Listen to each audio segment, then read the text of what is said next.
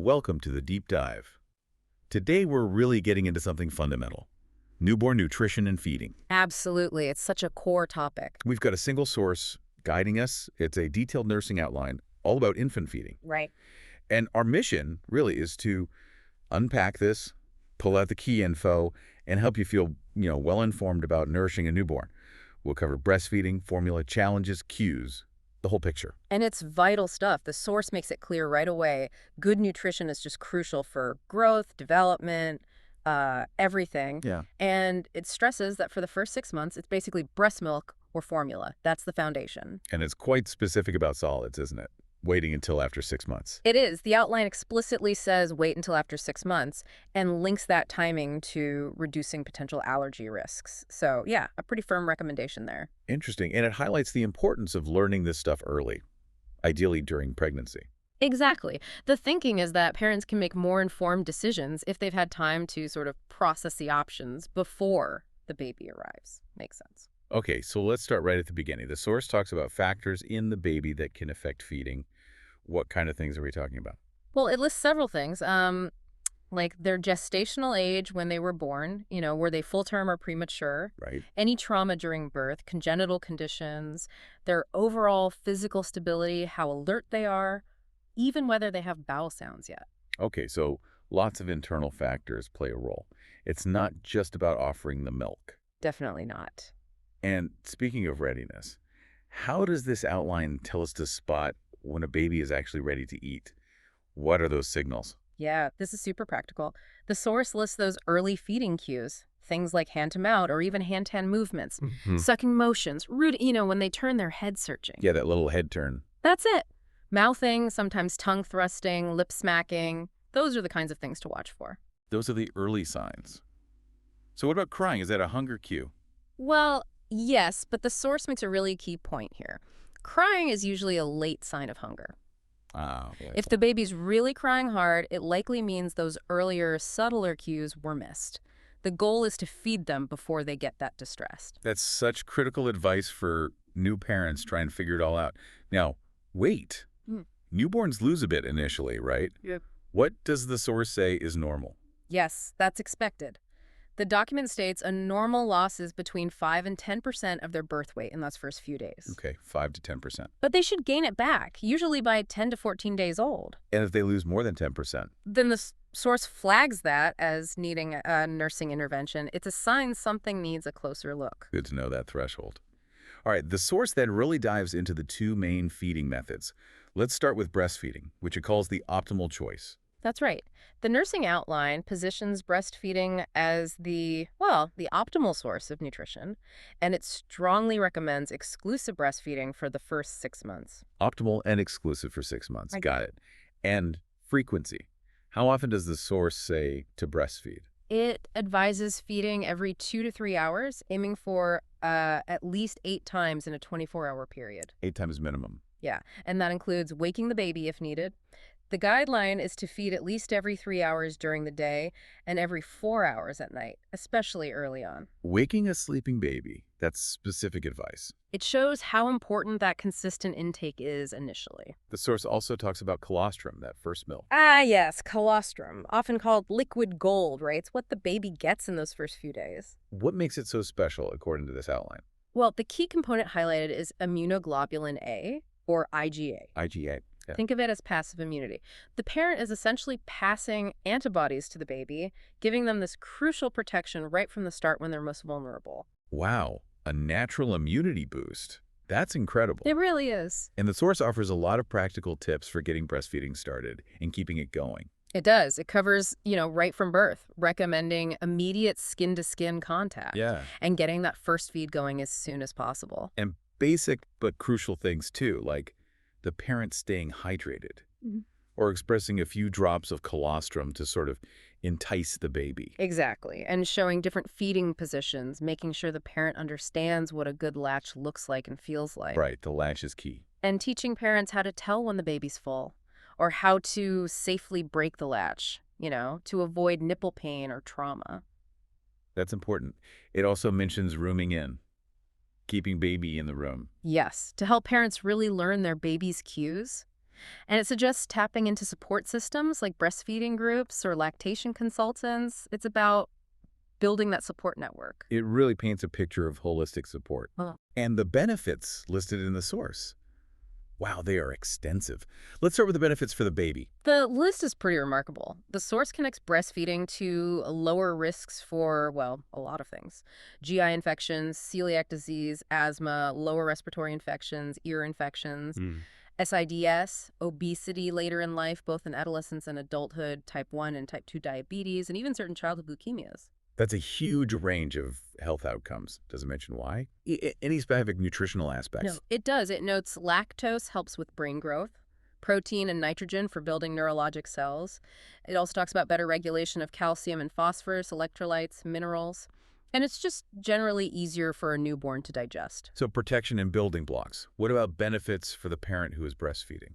Also significant, the source points to a decreased risk of postpartum hemorrhage right after birth, Okay. and longer-term lower risks for ovarian and breast cancer, type 2 diabetes, hypertension, high cholesterol, cardiovascular disease, even rheumatoid arthritis. Another really impactful list. And, of course, it mentions promoting that crucial maternal-infant bond and attachment. Absolutely, that connection is huge. Getting back to the practical stuff, but what does a good latch look like according to this outline? It describes the baby's nose, cheeks, and chin all touching the breast. And again, it emphasizes watching for those hunger cues before trying to latch the rooting, the lip smacking. Right, latching onto a calm, ready baby. Yeah. How long should a feed typically last? The guideline here is at least 15 to 20 minutes on each breast. And importantly, offering both breasts at each feeding session. Both breasts. Okay. How do you know when the baby's actually full? You're looking for those behavioral changes. The Yeah. baby might drift off to sleep, or their sucking pattern slows right down, becomes less intense. That slowdown is the signal. Got it. And burping. Oh, yes. The source says burp after each breast. Okay. It also mentions that uterine cramping during feeding is normal. That's the oxytocin working, helping the uterus contract back down. Ah, interesting physiological link there. Okay, one more thing on breastfeeding. Nipple confusion. What's the advice? Yeah, the document suggests being cautious with artificial nipples like bottles or pacifiers right at the start, Because? because it might interfere with establishing a good breastfeeding latch.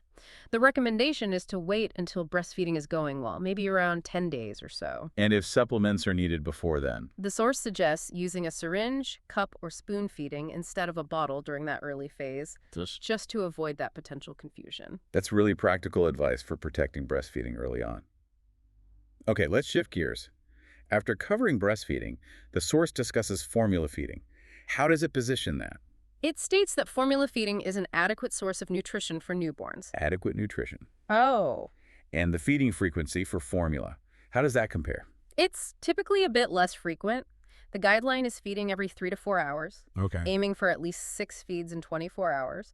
And similar to the breastfeeding advice early on, waking the baby to feed every 3 hours during the day and every 4 hours at night initially. Still regular, but slightly longer intervals. When can parents shift to feeding on demand with formula? The source notes that once the baby is gaining weight consistently well, then a feed-on-demand schedule can be adopted for formula feeding. So some flexibility there once things are established. What about actually preparing the formula? This is emphasized strongly. Teaching parents the correct way to prepare it, whatever type they're using, and really stressing the importance of hand hygiene. Washing hands thoroughly before mixing or handling bottles. Crucial for safety. Does it mention the different types? Yes, it lists the common forms. Ready to feed, which needs no mixing. Concentrated liquid, which needs water added. And powder, which also needs careful mixing with water. Right. How does a parent know if their formula-fed baby is getting enough to eat? According to the source, the main signs are steady weight gain and the baby being generally content and sleeping well between feeds. Makes sense. It also adds a little note that formula-fed babies often have fewer bowel movements compared to breastfed babies. Just something to expect. Good to manage expectations. Are there other key bottle feeding tips in the outline? Yes, several really important practical points. One is to give the baby chances to burp during the feed, not just at the end. Okay. Another is a major safety rule. Always throw away any formula left in the bottle after a feed. Do not save it or put it in the fridge. Why not? Because the risk of bacterial growth is just too high once the baby's saliva has mixed with it. That's a non-negotiable. Definitely discard leftovers. What else? always hold the baby and the bottle during feeds, the source explicitly says never prop the bottle. Right, that's a choking hazard and bad for bonding, too. Exactly. And never use a microwave to warm formula or a bottle. It heats unevenly and can cause dangerous hot spots, even if the outside feels okay. Ooh, good warning. Microwaves are out. Any positioning advice? Yes, feed the baby in a semi-upright position. About a 45-degree angle is recommended, not lying flat. Okay, head elevated. All really vital, practical safety and technique points from the source. Now, sometimes things don't go perfectly. The document also addresses potential challenges. What are some common ones? It starts with the sleepy newborn. You know, Yeah. a baby who's just too drowsy to feed effectively, which can be a real worry. Yeah, if they're not waking up to eat enough, what does the source suggest trying? It gives a list of gentle ways to try and rouse them. Things like unwrapping them, doing skin-to-skin contact, changing their diaper, Oh, holding them upright, talking to them, gently massaging their hands or feet, or even wiping their face with a cool cloth. Just gentle stimulation to encourage feeding. try a few different things to wake them up a bit. What about the opposite problem, a really fussy baby? Right, a baby who's irritable and hard to settle for feeding. For that, the source suggests things like swaddling them snugly, holding them close, maybe moving or rocking gently, reducing bright lights or loud noises. Again, skin to skin can be calming. And it mentions the 5 S's. It does reference the 5 S's: swaddle, side lying position, sway, shush, or swish for sound, and suck. Those techniques often help mimic the womb and can be very soothing. Techniques many parents find helpful. Okay, another serious challenge mentioned is failure to thrive. How is that defined here?